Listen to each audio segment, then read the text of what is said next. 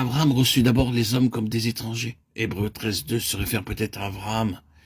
N'oubliez pas l'hospitalité, car en l'exerçant, quelques-uns ont losé des anges sans le savoir. Et ce n'est qu'au moment où Dieu parla à Abraham qu'il sut qui il était. De la même façon, nous devrions également recevoir avec joie en son nom, même des étrangers. Par cette apparition, l'Éternel confirma également sa promesse de lui donner un fils. L'un d'entre eux dit, « Je reviendrai vers toi à cette même époque. Et voici Sarah, ta femme, aura un fils. » Genèse 18.10. Mais quand Sarah l'entendit, elle rit en elle-même en disant, « Maintenant que je suis vieille, aurais-je encore des désirs ?» Mon Seigneur aussi est vieux. Genèse 18.12. Et l'Éternel répondit, « Pourquoi donc Sarah a-t-elle ri ?» Genèse 18.13.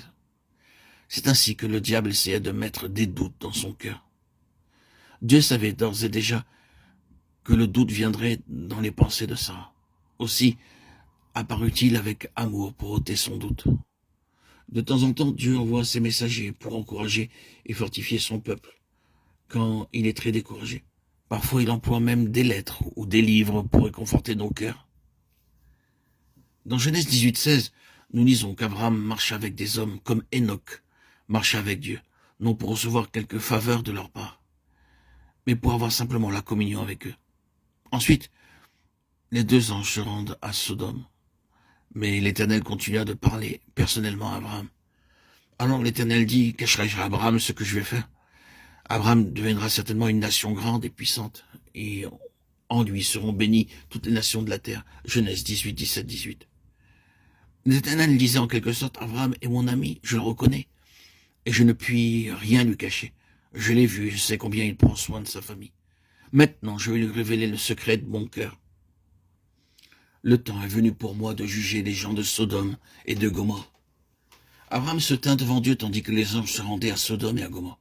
Et l'Éternel parla seul à Abraham, étant son ami, il lui parla en toute liberté. Il n'envoya pas ses anges pour parler à Abraham, mais il vint personnellement pour lui parler.